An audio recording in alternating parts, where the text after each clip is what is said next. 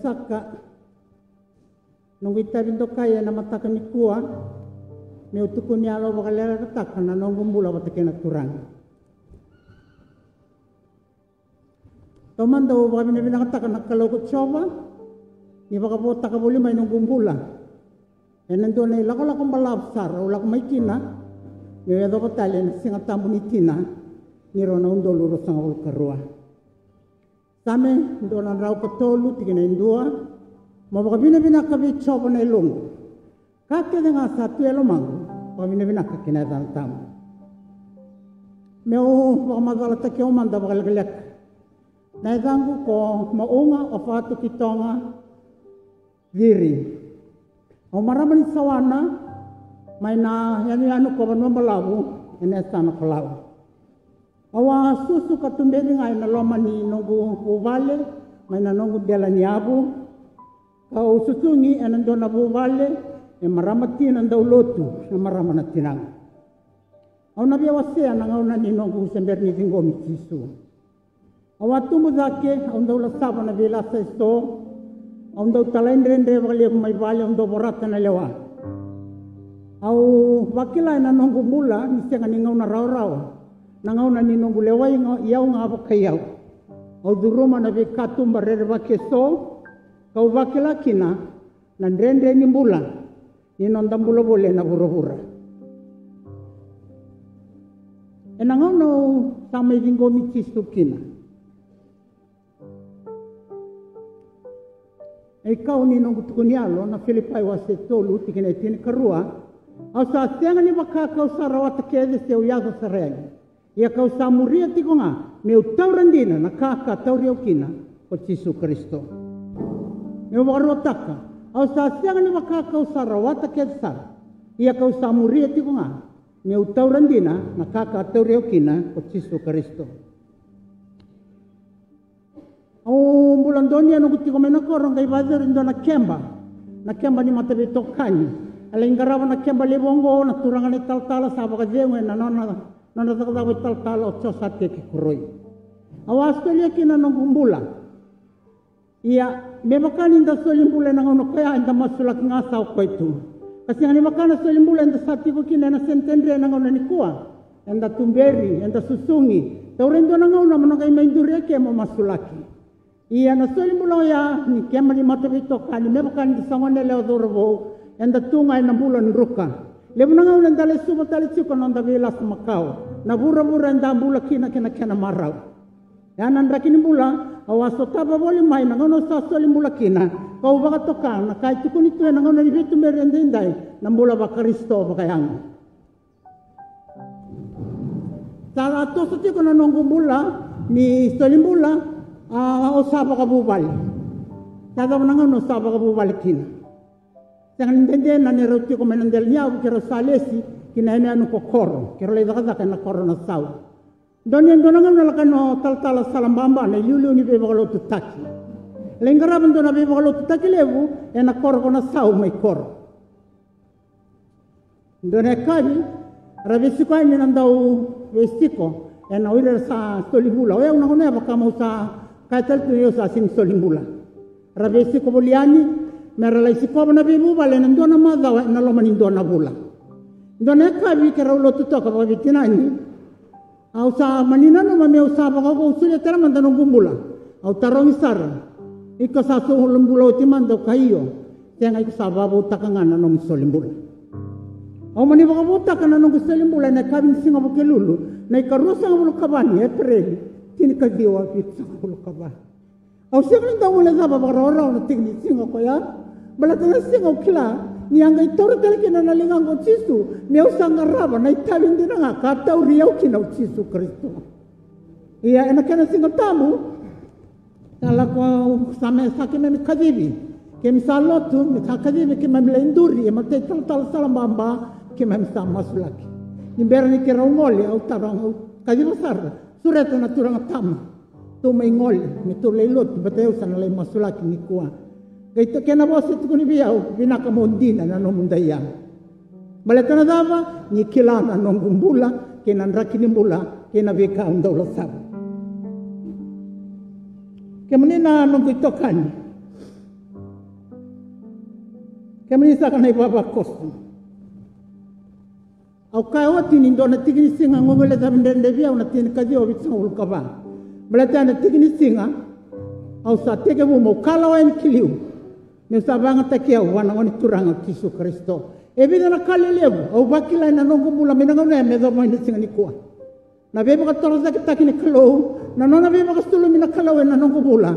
Kena nona baka yuko kutaka na kalau ena be kali lebu sto. Ebu keyau ka toroza kita kina nongo mula bakayalo. Sa teke mo zaka na nong kumpula bakayalo. Au suli au kina mate songo. Au leni seri, au leni mata masu. Sa katale na nong vekila kena turanga. Ni sa vakila bakayau. Na totoka kena vinaka. Ni vengarabi ni solimbula buana kalau. E tolu na kau bakabia bakamibita ka nong tukuni alo ni kwa. Kau ndau mbula taka tu kila ni abakatikina tunga. Kau sabia boleh kena nonda bula ni kwa. Ni vitolo na kami mbiongo sa tiki ni nongumbula tu endendai. Na masu daw baka tiki na tunga nongu masu. So nangaw na masu kaya sabi mo de nga sa modri. Ndo nga nakaw binakatong kendo masu. Au sangay wele mo tamu tunga baka lebu. Wili ka tingo na bos ni kalaw sangay bosa tiko biyaw na kalaw na bingo na kesa. Taba kaya mbaki na nongumbula wate kina turanga. Kau rede ni sera ka tunga may narara mabou ni turanga ngo biyaw. Meu kilai koe waka vinaka kina kau ni nona tuda kitali. Na masu, na wili wala tambu, na lolo. E tolo na kambi mbiongo, au vaidor nungu mula. Ne magsaoti, may kadibi kina na bungongu, na ratu na ngoni mena sol. E na bitini karoa kaya na kaloko. Kitundo masu e tolo na bubale may na sol. Bubale ni turarake na bubale tali rua. Tini karoa na kaloko. Sa may baka na turanga may na sol. Ia au bia baretak ni kua me umboleke na nandamula ni mai vagadengu na turangongo au se tomana tungango na masu ni tiri karua na bobliu ke uda lata tiri karua na ngau yan rekina na ndambe au na masu ka ba toro da tak telanga ngu pula ba lu dona buli bo na turanga tel talanga tso wati ko kineke na utukuna turanga tel talanga sina be bogliu dau yan me ba ko bina kataka na nambula ke munina ngu tokani e ba toro da kitake utukana na kalu. So nangau na unruka, so nangau na ilutu na taweli ni masu ni lolo, na lolo sindau sa kawa. Ke tukuni nga na lolo ni lotu au nangai lolo. Ni kua au mbolea na nondambula, uya tukuni alataka na binaka ni lolo. Na lolo, au ndau lolo na tiri karua na kaloko kina bangilema kina tiri karua na singalimu. Sandua na zaka tutoka. Ni ndandina kina, endangai reza na kai zakaba na kalawe na nondambula, viyau. E sobaraka na kalau, na nona vivaka la matataki. Kaya nabika mana isto ay zakaba biyaw o sa bakilang oyaw kaya nanunggulang wate kaya natural.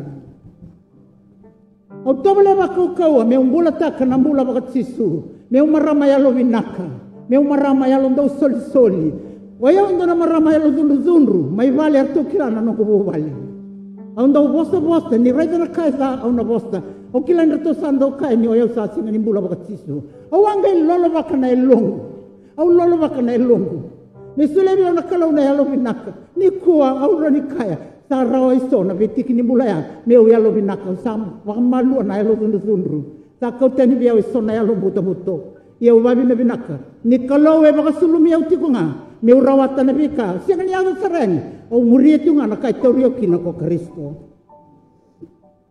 au babi na binaka buwan na kalau endang karab kwanta sogon jukin na ni kuwa au babi na binaka bakalibu nia baka sulumi au baka toro da kita kiau gai baka yuku kuta kiau ena bi ngau na binaka nongo karabi kwaya kemuni na nongo tokani menda tobole ya menda lo binaka ndona kaya sambole tu wale nongo bula me umarama ya lo binaka me unda usoli kendo elenga me usolia kitu bia una yau me usolia dina kina bia una bose kaya nti aturanga tisu ena maji wasetini tikine walu nya talair na tisepeli meralaka meralai zakawa na biba mulai tobi mate meratu zakel oira samat sar merba mulai na buka gay ka tisu nindo warawata walenga mondo solia walenga biyaw na ngau nendai au babi na binaka buana kalung ni baka sulu mabiyaw indo na yalo ya meu yalo binaka beira erndo lako ni biyaw kibali merle kere na kai tu biyaw ni warawata wali ia meu solia wali talenga meu tini ana no kutukun yalo na mataka nendai au ka otiti ko nanda kalau indo bi baka yuku kutaki nanda kalau ento baka hitau betaki kenda nanda kalau ento silebi kenda ento dobi na koroi Na totaka ke na tale ini no gusoli mula se zambo mula be Yesu Kristo. Gaya la taka be na kalo e tolu nei sodobin. Tale o kila ni oni sakila kanda sa zaka taka tiko na non mula. Nei matai ofa samba kodi na nomi wala wala. Ena kolosa wa sendu tikine tin kaba e kakina o kwenda sarawata kina na mula. Ena buku ni nonandra ni sambo kodi na non dei wala wala. Sambo kodi na non dei wala wala. Ena ngaune nda solimbula kina o babi na benaka. Ninda ubakan dei takitiko biau na bosoya sambo kodi no mi wala wala. Kene karua ofa salu beni kalo. Ena tioni wa sendu tikine tin karua. Ia koira kada ngar sava mo tiko sa solia be ko ko me razora o me ralu beni kalo veira nga sava ngam tana dan. Menda bakau ko me bakau sakilana kena benaka. Menda bakam bauta tinga na turangongo ena non takin na bosoya ko salu beni kalo. Ena ikatolu ofa ko sarawata na mula tau mundo. Eu babi na binaka ni undo rongo da bakalebo. Ninda sarawata na mula tau mundo buro rongo. Senyo kalirawati lo malangi. O daga taki ko na mulongo au maso tobaleti ko bakau ko. Meu yang rabati ko na nongo mula menongo na isala sabaro takana kalo me lo malangi. Matensioni waselima dua tin karotin katolu. Ongonga na tuku ni sasule weekend na kalau na mula tau mundu. Ia na mulongo satu wana lubiana. Ko satu wana lubiana satu weko na mula. Ko sa siang ni tu wana lubiana kalau sa siang ni tu wana mula. Weka ngo kau saka weekend do. Mondo kila ni do sarawata na mula tau mundu. Do na rawata na mula tau mundu. Wekem do nga sa wakambauta na yada di lubiana kalau. Amen. Pakalong tataka na kalau na beo se na mataka indendaya.